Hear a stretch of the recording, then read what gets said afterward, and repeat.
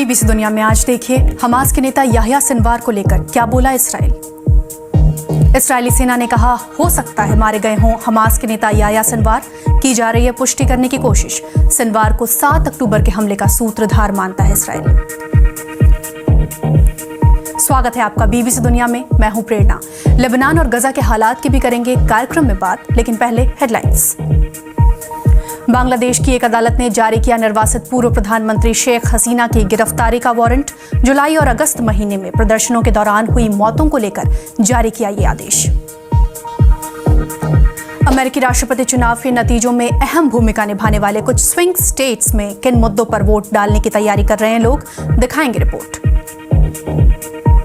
दिखाएंगे जंग के बीच रूस के ड्रोन से लोगों को बचाने के लिए कैसे यूक्रेनी सेना की मदद कर रही हैं बूचा शहर की महिलाएं। खुद को बूचा की जादूगरनियां कहती हैं ये महिलाएं। बीते साल 7 अक्टूबर को हमास के हमले के बाद इसराइल ने जब गजा में सैन्य अभियान शुरू किया, तब जिस शख्स की उसे सबसे ज्यादा तलाश थी उसका नाम था याह्या सिनवार। कवर स्टोरी में इन्हीं याह्या सिनवार को लेकर आई बड़ी खबर की बात। इस्राएली सेना ने कहा है कि वो जांच कर रही है कि गजा में उसके अभियान के दौरान हमास के सबसे बड़े नेता याह्या सिनवार की मौत हुई है या नहीं। इस्राएली सेना ने कहा है कि गजा में मारे गए 3 आतंकवादियों की पहचान की पुष्टि की जा रही है। इस्राएल का कहना है कि इसके लिए डीएनए सैंपल और दांतों की तस्वीरों की जांच की जा रही है। सिनवार 22 साल तक इस्राएली जेल में रहे हैं और माना जा रहा है कि उसी दौरान सिनवार का बायोमेट्रिक डेटा रिकॉर्ड में रखा होगा। याह्या सिनवार की हमास के लिए क्या अहमियत है और क्यों वो इसराइल के लिए मोस्ट वांटेड हैं, आइए देखते हैं। याह्या सिनवार गजा में हमास की सियासी शाखा के नेता रहे हैं और वो इसराइल के मोस्ट वांटेड लोगों में से भी एक हैं।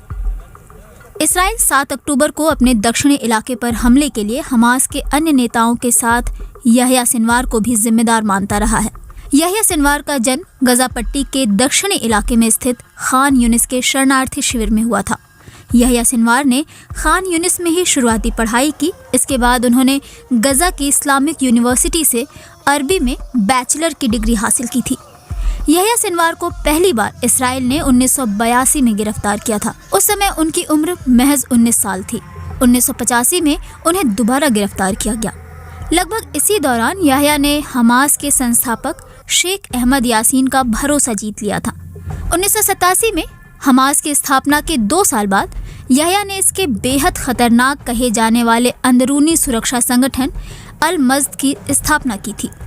याह्या सिनवार ने साल 2011 तक अपनी जिंदगी के लगभग 22 साल इसराइल की जेलों में गुजारे थे। 2011 में जब कैदियों की अदला बदली का समझौता हुआ, तब रिहा होने वाले कैदियों में याह्या सिनवार भी शामिल थे। साल 2013 में याह्या को गजा पट्टी में हमास के सियासी ब्यूरो का सदस्य चुना गया और साल 2017 में वो इसके प्रमुख बन गए थे। चंद महीने पहले ईरान की राजधानी तेहरान में हमास के नेता इस्माइल हनिया के मारे जाने के बाद हमास ने याह्या सिनवार को अपना प्रमुख नेता घोषित किया था। वहीं लेबनान में हिजबुल्लाह के खिलाफ इसराइल का अभियान जारी है। लेबनान की सरकार ने दुनिया पर आम लोगों के ऊपर हो रहे हमलों को लेकर चुप्पी साधने का आरोप लगाया है। लेबनान की ओर से ये प्रतिक्रिया देश के दक्षिणी शहर नबातिया में हुए इस्राएली हमलों के बाद आई है, जिनमें शहर के मेयर समेत 16 लोग मारे गए और 50 घायल हो गए। इसराइल ने कहा कि उसकी सेना ने इस इलाके में हिजबुल्लाह पर निशाना साधते हुए हमले किए थे और यहाँ उसकी एक सुरंग को तबाह किया है। वहीं उत्तरी गजा के स्वास्थ्य कर्मियों का कहना है कि यहाँ एक स्कूल की इमारत पर हुए इस्राएली हवाई हमले में 15 लोग मारे गए हैं और कई घायल हुए हैं। इस बीच इसराइल ने इस बात का खंडन किया है कि वो गजा में जा रही राहत सामग्री को रोक रहा है। अमेरिका ने चेतावनी दी थी कि गजा में और मदद नहीं पहुंची तो वो इसराइल को दी जाने वाली सैन्य मदद रोक सकता है। इसराइल बीबीसी समेत अंतर्राष्ट्रीय पत्रकारों को अकेले गजा में नहीं जाने दे रहा। वहां के हालात पर देखिए यरूशलेम से बीबीसी संवाददाता फर्गल कीन की रिपोर्ट, जिसके कुछ हिस्से आपको परेशान कर सकते हैं। ये कोई बोझ नहीं बल्कि जिम्मेदारी है, मरने वालों के प्रति भी और जो बच गए हैं उनके प्रति भी। ये लोग इस उम्मीद में यहाँ भाग कर आए थे कि ये जगह सुरक्षित होगी। गजा शहर में एक ही परिवार के 13 सदस्यों की इस्राएली हवाई हमले में मौत हो गई।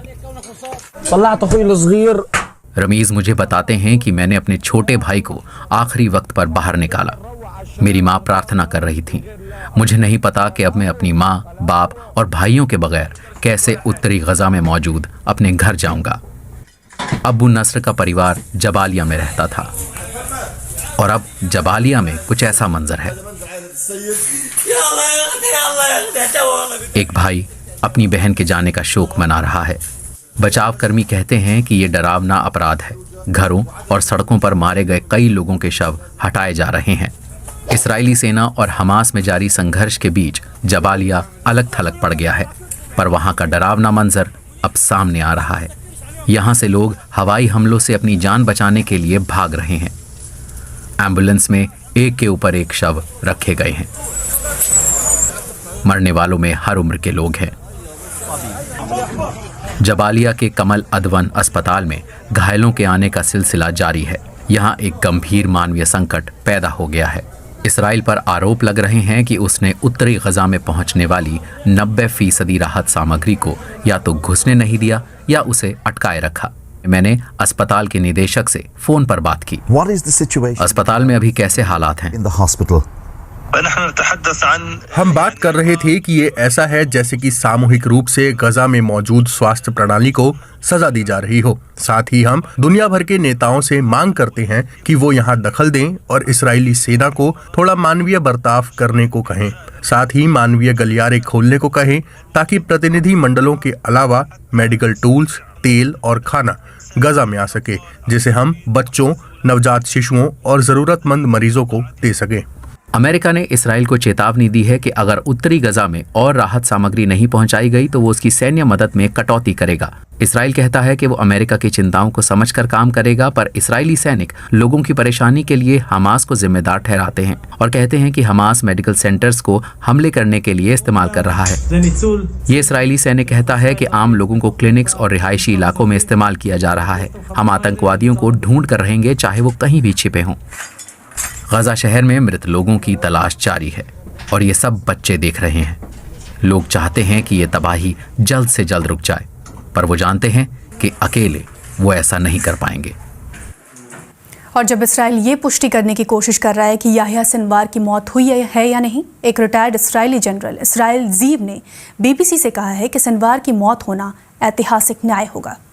कार्यक्रम में आगे दिखाएंगे यूक्रेन के बूचा शहर की वो महिलाएं जो खुद को कहती हैं जादूगरनियां। अब से 3 हफ्तों के अंदर अमेरिका में करीब 16 करोड़ लोग राष्ट्रपति चुनाव में मतदान करेंगे, लेकिन नतीजा तय करने में उन 7 राज्यों की भूमिका होगी जिन्हें स्विंग स्टेट्स कहा जाता है। Arizona, Wisconsin, Michigan, north Carolina, Georgia, Pennsylvania और नेवाडा, ये वो राज्य हैं जहां हार और जीत तय होती है। बीबीसी संवाददाता कैट्रियोना पेरी ने यहाँ के मतदाताओं से बात की।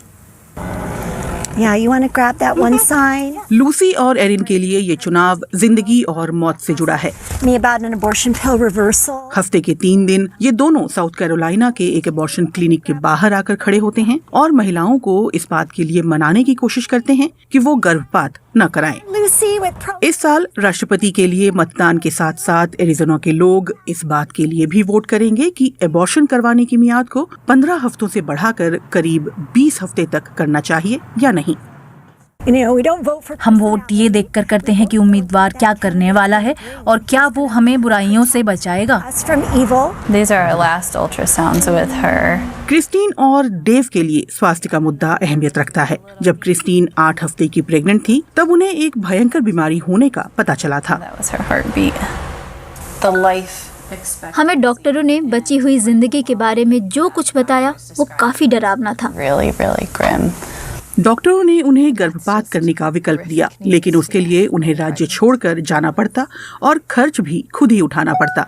I would have appreciated. मुझे अच्छा लगता अगर मैं अकेले अपने इसका गम मना पाती और अपने गर्भ में बच्ची होने के उन पलों को महसूस कर पाती, लेकिन हम राज्य से बाहर जाने की तैयारियां करने लगे थे। ये सबसे डरावना दौर था जिसका मैंने सामना किया। I've ever been through. हमारे लिए फैसला करना बेहद आसान था। हाँ, हम हैरिस और वॉल्स को वोट देंगे। यहाँ विजेता साफ है। इस राज्य में वोटिंग शुरू हो गई है। पोल्स के मुताबिक लड़ाई बराबरी की है, लेकिन सब इस पर निर्भर करता है कि कितने लोग वोट देने निकलते हैं। शहरों के अलावा एरिजोना के 45% हिस्से में रेगिस्तान है। इसमें मेक्सिको से सटी 600 किलोमीटर की सीमा भी है। इस बाढ़ के दूसरी तरफ मेक्सिको है। एरिजोना इकलौता स्विंग स्टेट है जो सीमा पर है। इसी कारण आप्रवासन और सीमा सुरक्षा यहाँ के लोगों के लिए बड़ा मुद्दा है। Are of massive importance to the voters here. The people. लोग इस कैनियन से होकर यहाँ आएंगे और भी लोग वहाँ से होते हुए यहाँ पहुँचेंगे। To the house. टॉम सीमा से लगते इलाके में हजारों एकड़ के एक फार्म पर रहते हैं। वो अपनी जमीन पर लगातार प्रवासियों को देखते हैं। I'm 82 years old. मैं 82 साल का हूँ और 4 साल पहले से हालात खराब होने लगे थे। मैं चाहता हूँ कि सब पहले जैसा हो जाए। मैं खुश हूँ कि मैं बूढ़ा हूँ, पर यह कह सकता हूँ कि अगर वो जीती तो बस काम तमाम हो जाएगा। I think. ये इलाका काफी पेचीदगियों भरा है। पास के ही एक कस्बे अरिवाका के एक प्रवासी हेल्प सेंटर में स्थानीय लोगों ने रेस्क्यू पैक तैयार किए हुए हैं। By far, Kamala Harris. अभी तक ऐसा लगता है कि कमला हैरिस अच्छी रहेंगी। मैं उन्हें ही वोट दूंगी क्योंकि मुझे लगता है कि वो ट्रंप के मुकाबले काफी बेहतर हैं। लेकिन अप्रवासन के मुद्दे पर दोनों पार्टियों के पास कहने के लिए कुछ भी नहीं है। यहाँ डेमोक्रेट से ज्यादा रिपब्लिकन समर्थक रजिस्टर्ड हैं, लेकिन हर 10 में से 3 लोग खुद को स्वतंत्र मानते हैं। कमला हैरिस और डोनाल्ड ट्रंप में इन्हीं स्वतंत्र वोटर्स को प्रभावित करने की होड़ है।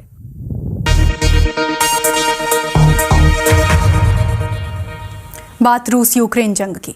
लगभग हर रात रूस के ड्रोन यूक्रेन को निशाना बनाते हैं। अब जब बड़ी तादाद में पुरुषों को सीमा पर भेजा जा रहा है, तब देश की महिलाएं एयर डिफेंस में योगदान दे रही हैं। बीबीसी संवाददाता सारा रेंसफोर्ड महिलाओं की ऐसी ही एक टीम से मिली। देखिए ये रिपोर्ट।